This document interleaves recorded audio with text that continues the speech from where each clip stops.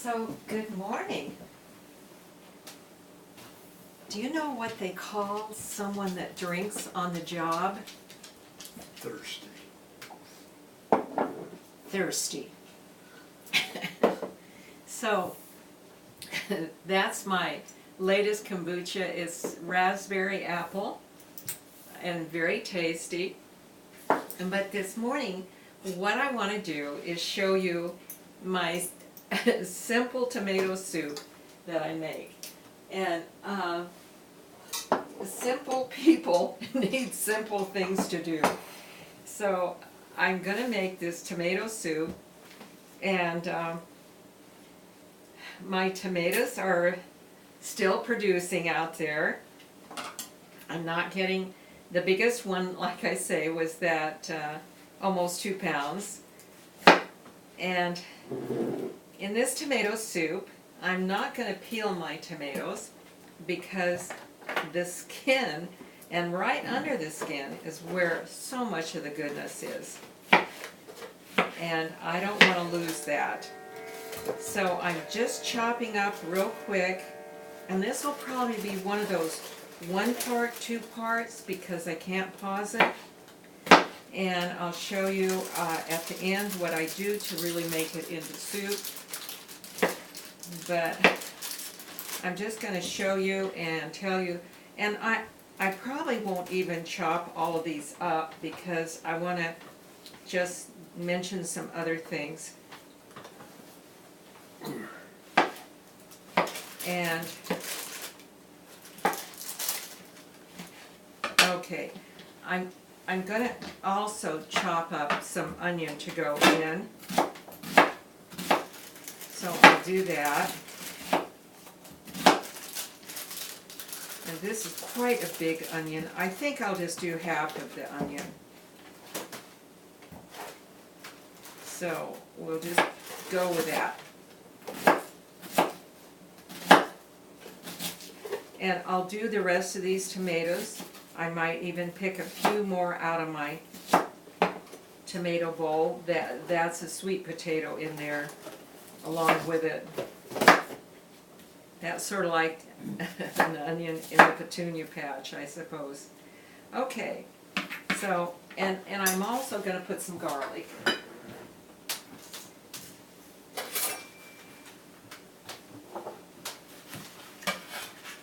So that will go in.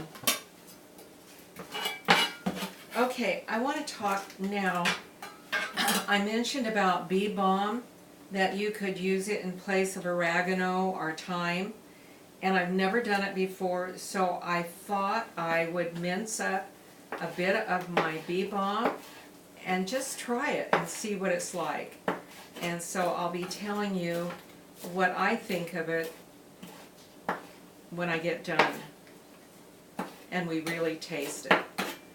So I'm putting that in there in place of oregano.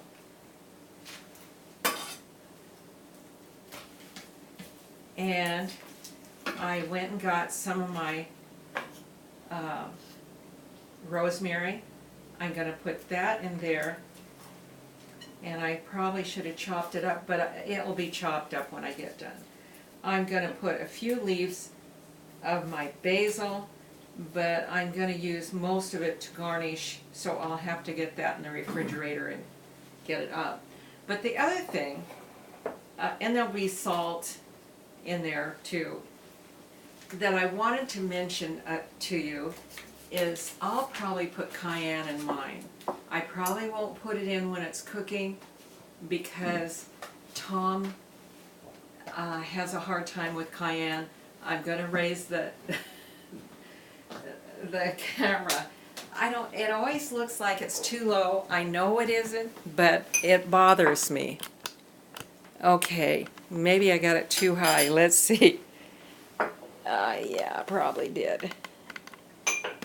Well, we're going to go for it, whether it's, I think you can, okay.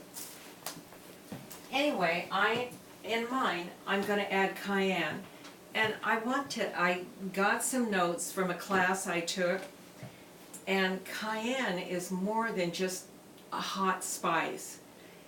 It has uses that helps us with toothaches, arthritis, fevers, heart disease, poor circulation, parasites, digestive problems, sore throats, depression, bleeding, inflammation, hypertension, hypotension, so high and low blood pressure, headaches, shingles, fungal infections, diabetes, weight loss, and etc. Maybe weight loss is because if you put it in your food you can't eat it. I don't know.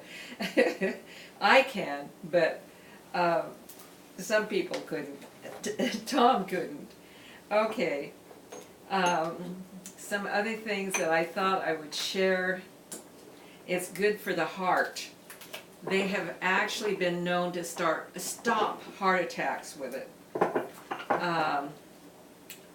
For pain relief.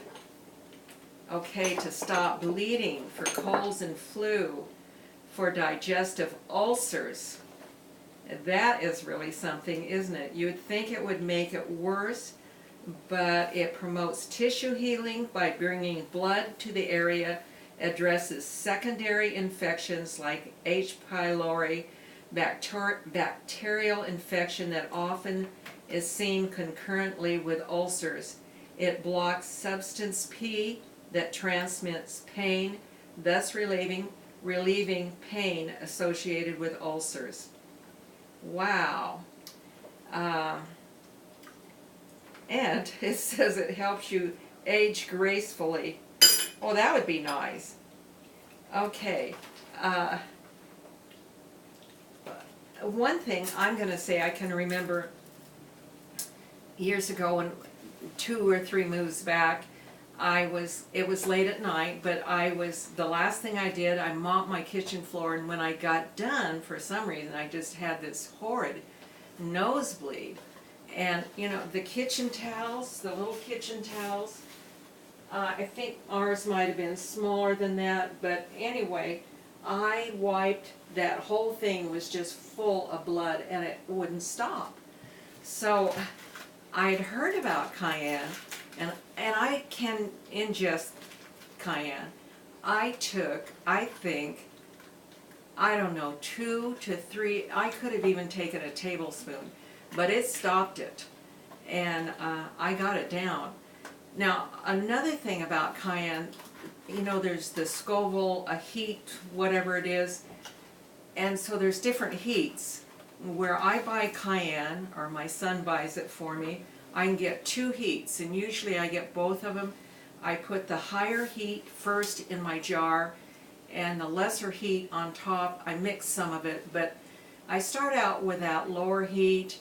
When I get finally to the bottom where the higher heat is, the longer it sits, the less potency there is. So even because I put it in the bottom and I don't get to it right away, just the age itself has made it not as hot. But I can tell I've got to the hot part of my jar.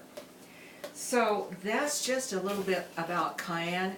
Very, very good herb. As some people say, if there wasn't any other spice, they would take Cayenne because it does so much for you. So I'm going to go on and make this, and when I get it to another stage, I'll come back and you'll see it in part 2. So have a good day. Don't forget to get your Cayenne. Oh, and Tom does take it medicinally. He takes it in a tincture, which still causes him problems. He always has either cottage cheese, sour cream, or yogurt handy to sort of help him with the hotness. But he does take it, and so you can, and medicinally how you take it is in a tincture. It's just made like all other tinctures except it's with cayenne powder. So I'll let you go. We'll come back later. I'm making tomato soup, and there's the look of it, and we'll talk to you later, and nice to visit with you.